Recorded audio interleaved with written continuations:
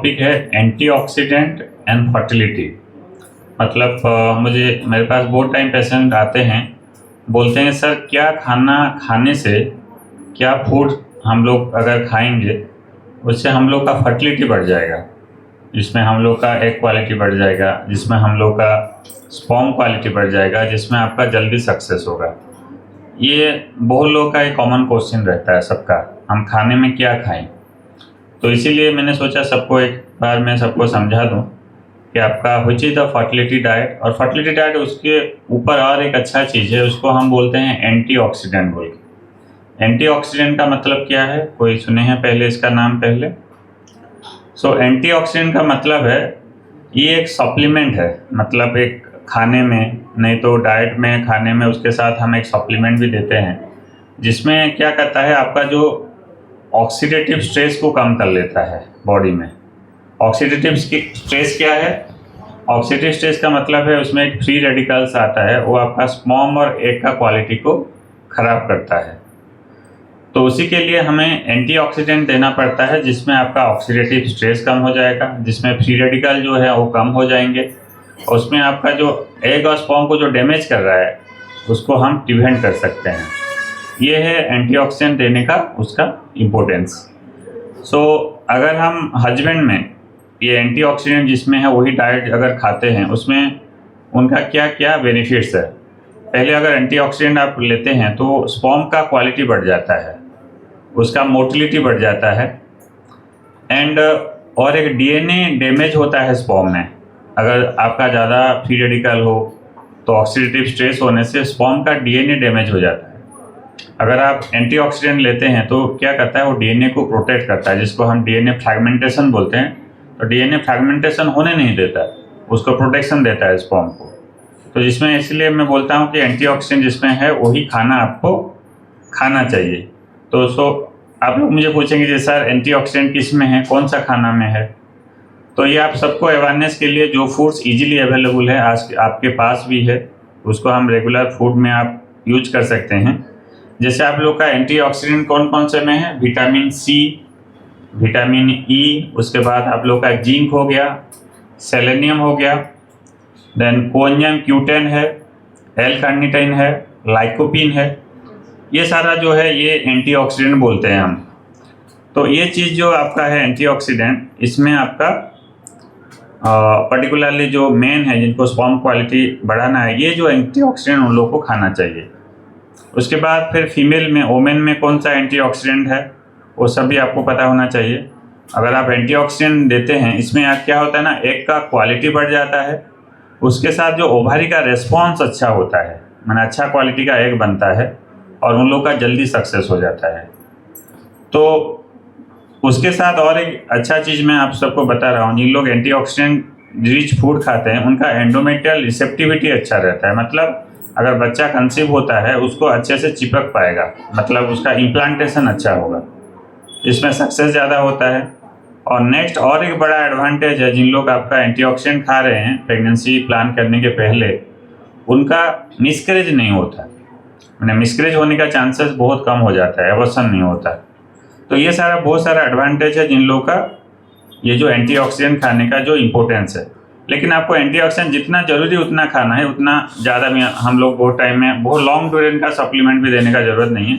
आपका बॉडी का रिक्वायरमेंट जितना है वही हिसाब से आपको एंटीऑक्सीडेंट जो हम देते हैं, दवाई भी एंटीऑक्सीडेंट में बहुत सारा होता है वो भी देते हैं, जितना रिक्वायरमेंट है वही हिसाब से आपको खाना है। वो डॉक्टर के ऊपर छोड़ दीजिए, किसी को कितना चाहिए वो हिसाब से आपको प्रेस्क्राइब करेंगे।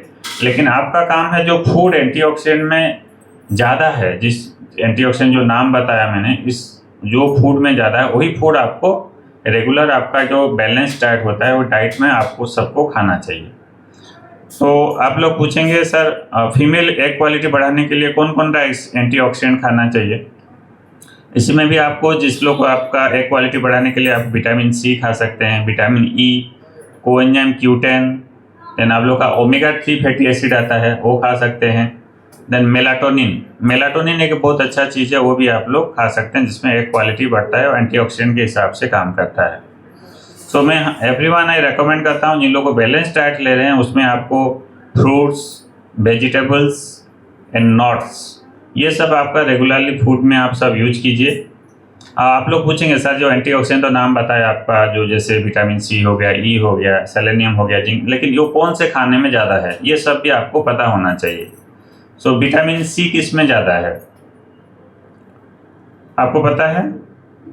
विटामिन सी आपका रिच है जितना भी आपका साइट्रस फूड बोलते हैं। साइट्रस फूड मतलब आपका हो गया लेमन, ऑरेंज, गुआवा, आंवला, ये सब में आपका ज़्यादा विटामिन क्या है, विटामिन सी। ये सब आपको खाना है, ये अच्छा गुड एंटीऑक्सीडेंट। वैसे विटामिन ई कौन से फूड में है ज़्यादा? विटामिन ई है आपका नट्स जैसे आपका आलमंड हो गया, वॉलनट हो गया, फिर आपका सनफ्लावर का जो सीड आता है, सनफ्लावर सीड, स्पिनच हो गया। तो ये सब फूड है जिसमें आपका विटामिन ई ज़्यादा रहता है। उसके बाद नेक्स्ट एंटीऑक्सीडेंट मैंने बताया आपका जिंक एंड सेलेनियम। वो किस में ज़्यादा रहता है? जिंक एंड सेलेनियम ज़्यादा रहता है आपका जो पंपकिन का सीड आता है उसमें ज़्यादा रहता है। देन आपका फिश हो गया, फिश में ज़्यादा है। देन आपका एग, अंडा आप रेगुलर फूड में खा सकते हैं। तो egg is a good food. जिन लोग का आपका है विटामिन ए डी के भी रहता है, उसके साथ उसका जिंक सेलेनियम भी एग में रहता है। एग आप रेगुलरली आप फूड में खा सकते हैं। वैसे मैंने और एक इम्पोर्टेंट चीज़ मैंने बताया कोएंजाइम क्यूटेन आप किस में ज़्यादा रहता है? उसमें सोयाबीन आप सबको पता है, उसमें कोएंजाइम क्यूटेन ज़्यादा रहता है। पीनट्स में ज़्यादा रहता है। देन आपका फिश में भी आपका कोएंजाइम क्यूटेन बहुत ज़्यादा रहता है। कोएंजाइम क्यूटेन का मेडिसिन भी मिलता है, दवाई में भी कोएंजाइम क्यूटेन का देते हैं। वो बहुत कॉस्टली है, लेकिन आपका ऑलरेडी फूड में है, आपका सबसे सोयाबीन में है, ग्राउंडनट्स जो पीनट्स ये सब में आपका है। तो ये सब में आपका भी कोएंजाइम क्यूटेन है जो आपका रेगुलर फूड में आप ले सकते हैं। नेक्स्ट और एक कॉमन एंटीऑक्सीडेंट जिसको हम लाइकोपिन बोलते हैं। लाइकोपिन किस में ज़्यादा है? लाइकोपिन सबसे ज़्यादा है आपका जो टोमेटो आप सब लोग रेगुलर यूज कर रहे हैं फूड में, तो टोमेटो में सबसे ज़्यादा लाइकोपिन है, वो खा सकते हैं। वाटरमेलन में है। उसके बाद आपका जो गुआवा आता है, पिंक गुआवा आता है, पिंक कलर का गुआवा खाए हैं कौन लोग? तो पिंक कलर का जो गुआवा आता है उसमें भी आपका ये लाइकोपिन ज़्यादा रहता है। और एक इम्पोर्टेंट एंटीऑक्सीडेंट में देखा है जिसको हम बोलते हैं एल कार्निटाइन बोल के। एल कार्निटाइन आपका ज़्यादा रहता है डायरी प्रोडक्ट में, मिल्क रिलेटेड प्रोडक्ट में आपका एल कार्निटाइन ज़्यादा रहता है। मीट में रहता है, जो लोग आप नॉनवेज खा रहे हैं, मीट मटन में, उसमें आपका रहता है, वो खा सकते हैं। उसके बाद आपका ओमेगा 3 फैटी एसिड किस में ज़्यादा है? ओमेगा 3 फैटी एसिड आप लोगों को सबको पता है फिश रिलेटेड, जिसमें फिश में ज़्यादा है। आपका जो फ्लैक्सीड है, चिया सीड है, वालनट है, ये सब में आपका जो ओमेगा 3 फैटी एसिड थोड़ा ज़्यादा रहता है। तो इस फूड को भी आपको ले सकते हैं। एंड लास्टली और एक मैंने अच्छा वाला एंटीऑक्सीडेंट मैंने जिसको बताया उसको हम बोलते हैं मेलाटोनिन का दवाई भी मिलता है। लेकिन कौन से फूड में आपका ज़्यादा मेलाटोनिन है वो सब फूड आप खा सकते हैं, जिसमें आपका एक ग्रेप्स बोल के आता है, चेरी, ये सब इंपॉर्टेंट फूड है। आप में मेलाटोनिन भी आप ले सकते हैं जिसको एग क्वालिटी बढ़ाने में काम देता है। तो these are the common food. And जैसे आपको दोनों पार्टनर में मैंने समझाया, बोथ हस्बैंड एंड वाइफ दोनों ये फूड लेके आपका सप्लीमेंट ले सकते हैं। लेकिन मुझे बहुत दिस इज द फूड आपको रेगुलर लेना चाहिए फूड हैबिट में, जिसमें आपका एंटीऑक्सीडेंट है। लेकिन कौन सा फूड आपको नहीं लेना चाहिए वो सब भी आप लोगों को पता होना चाहिए। कौन कौन सा फूड आपको नहीं लेना चाहिए? जैसे आप लोग का जो whose food are processed and junk food बोलते हैं, फास्ट फूड, ये सब आपको नहीं लेना है। उसमें क्या क्या फूड नहीं लेना है आपको बता सकते हैं कोई? आपका जो फ्राइज होता है, बर्गर, चिप्स, उसके बाद आपका जो इंस्टेंट नूडल्स खा रहे हैं सब। एंड इसमें क्या होता है, ये सारा फूड्स में हाई ट्रांस फैटी एसिड रहता है, ट्रांस फैट बोलते हैं। वो क्या करता है, आपका फर्टिलिटी कम कर लेता है। तो ये सब प्रोसेस फूड जो फ्राइड फूड है उसको फास्ट फूड, ये सब आपको अवॉइड करना है, नहीं खाना है, जिन लोग आप फर्टिलिटी के लिए प्लान कर रहे हैं। उसके बाद कौन सा नहीं खाना है? जिसमें आपका एक्सेस शुगर हो। एक्सेस शुगर कौन सी चीज़ है? जिस शुगर चीज़ जो मीठा है, आपको शुगर है, वो सब आपको कम करना है। हाई कार्बोहाइड्रेट डाइट नहीं खाना है, उसको कम करना है। सॉफ्ट ड्रिंक जो होता है, जो जाके आप सॉफ्ट ड्रिंक सब पी रहे हैं, तो सॉफ्ट ड्रिंक आपको कम करना है। वो ज़्यादा स्वीट नहीं है, वो इमीडिएटली ग्लूकोज स्पाइक करता है, तो वो सब सॉफ्ट ड्रिंक आपको नहीं पीना है। आपका जो नॉर्मली आपका पैक्ड जूस जो होता है, आपका केक होता है, ये सब हाई शुगर है। अगर आपको जूस पीना है फ्रेश जूस पीजिए, घर पे बनाइए का जूस बना के पीजिए। पैक्ड जूस में उसमें हाई शुगर रहता है, वो इमीडिएटली आपको स्पाइक करता है, वो सब नहीं खाना है। एक्सेस कैफीन नहीं खाना है। कैफीन मतलब किसमें है? कॉफ़ी कभी कभी ले सकते हैं लेकिन ज़्यादा नहीं। एक्सेस कैफीन होने में भी वो भी दिक्कत करता है। जिन लोगों का कोई अल्कोहल या स्मोकिंग का हैबिट है वो सब आपको इमीडिएटली स्टॉप करना है। टोबैको जिन लोग रहे हैं टोबैको इमीडिएटली बंद करना है। गुटखा स्मोकिंग बंद करना है।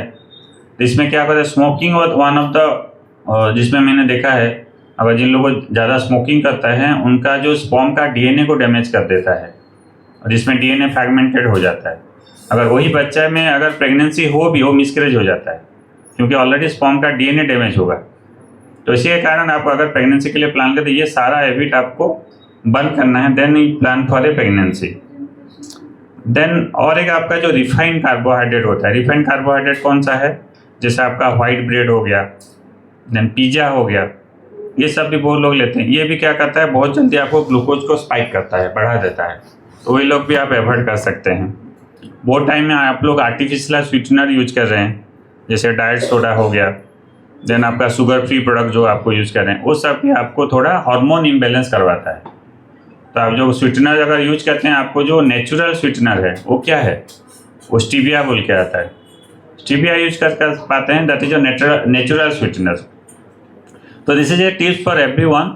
जो लोग आपको एक अच्छा फर्टिलिटी डाइट के लिए प्लान कर रहे हैं, कौन सा खाना चाहिए और कौन सा नहीं खाना चाहिए।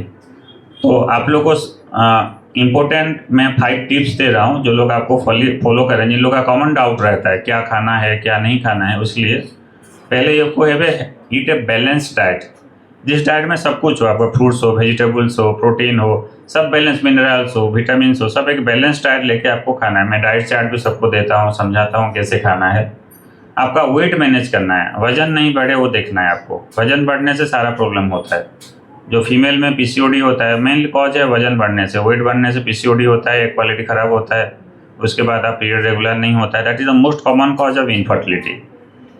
उसके बाद आपको रेगुलर एक्सरसाइज करना है। हर दिन आधा घंटा टाइम निकालिए, वॉकिंग कीजिए, बस आधा घंटा आपको वॉकिंग कीजिए। दोनों ने, खाली वाइफ को नहीं करना है, दोनों को करना है। हस्बैंड वाइफ दोनों निकलेंगे, आधा घंटा सनलाइट में वॉकिंग करेंगे, क्योंकि सनलाइट में आपको विटामिन डी मिलेगा। उसके बाद आपका हेल्थ के लिए भी और एक और स्पर्म क्वालिटी के लिए बहुत अच्छा काम करता है। नेक्स्ट इंपॉर्टेंट टिप्स है, आपको स्ट्रेस कम करना है। बहुत लोग आते हैं, बहुत स्ट्रेस होते हैं। ये आईवीएफ या जो भी नेचुरल पद्धति, ये 100% वाला ये नहीं है, ये आपको समझना चाहिए। एनी प्रोसीजर आप नेचुरल भी करेंगे, उसका आप सर्च करेंगे नेचुरली पर साइकिल कितना सक्सेस है, कोई आपका वही 10 to 12% आएगा। आप गूगल में आप सर्च करिए पर cycle success rate in natural cycle, IVF में कितना सक्सेस है, वो आप गूगल में पढ़िए। लेकिन किसी में ट्रीटमेंट में 100% नहीं है। तो इसीलिए जिस ट्रीटमेंट में 100% नहीं है, कभी कभी उसको सेकेंड टाइम भी, थर्ड टाइम भी करना पड़ता है। लेकिन बहुत लोग क्या स्ट्रेस हो जाते हैं, मेरे पास पहली बार नहीं हुआ, क्या होगा, हो पाएगा कि नहीं। क्योंकि जैसे प्रोसेस 100% वाला नहीं है, आपको कभी कभी सेकेंड टाइम या थर्ड टाइम भी जाना पड़ता है। तो इसीलिए आप स्ट्रेस मत लीजिए। जिन लोग ज़्यादा स्ट्रेस लेते हैं उन लोग का फर्टिलिटी कम हो जाता है, क्योंकि ब्रेन में एक कॉर्टिसोल बोल के हार्मोन निकलता है, वो आपका जो पोजिशन को और जो फर्टिलिटी हार्मोन को सप्रेस करके और भी उनका परेशानी होता है उन लोगों को। तो स्ट्रेस नहीं लेना है, रिलीफ रहिए आप। जैसे भी मेडिटेशन कीजिए, योगा रहिए, जितना आप स्ट्रेस फ्री रहेंगे उतना आपका सक्सेस ज़्यादा होता है। उसके बाद मैंने जैसे बताया, आप सबको अल्कोहल और ये जो स्मोकिंग, टोबैको, गुटखा, ये इमीडिएटली स्टॉप करना है। ये सब आपको बंद करेंगे, बहुत अच्छा रेस्पॉन्स आता है। एडिक्वेट स्लीप लीजिए। बहुत लोग क्या करते हैं, रात को अच्छे से साउंड स्लीप नहीं लेते, रात भर वो 1-2 बजे तक खाली मोबाइल देख रहे हैं। तो ये सब भी ठीक नहीं है। आपको जितना साउंड स्लीप आपको लेना है, अगर आपको रात को 10-11 बज के इमीडिएटली सोए, अर्ली आपको जल्दी सोना है, सुबह जल्दी उठना है। आप 10-11 बजे सो जाइए, 7 घंटे का आराम से स्लीप लीजिए। मॉर्निंग में अर्ली मॉर्निंग उठिए, 5 बजे उठिए।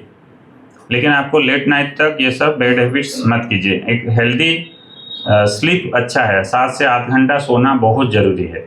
वो बहुत ही आपको जो हार्मोन बैलेंस के लिए बहुत काम कर रहा है। उसके बाद आपको सफिशिएंट पानी पीना है। सफिशिएंट पानी, बहुत लोग क्या करते हैं, कम पानी पीते हैं, इसलिए बार बार उन लोग का यूरिन इन्फेक्शन होता है। तो पानी आपको सफिशिएंट पीना है। दिन को 3 से 4 लीटर आपको पानी पीना है। जो 1 लीटर का बोतल आता है ना, उसे 3 से 4 लीटर आपको पानी पीना है, 3 से 4 बोतल। पानी आप लोग हाइड्रेशन मेंटेन नहीं करते, वो एक भी इशू होता है।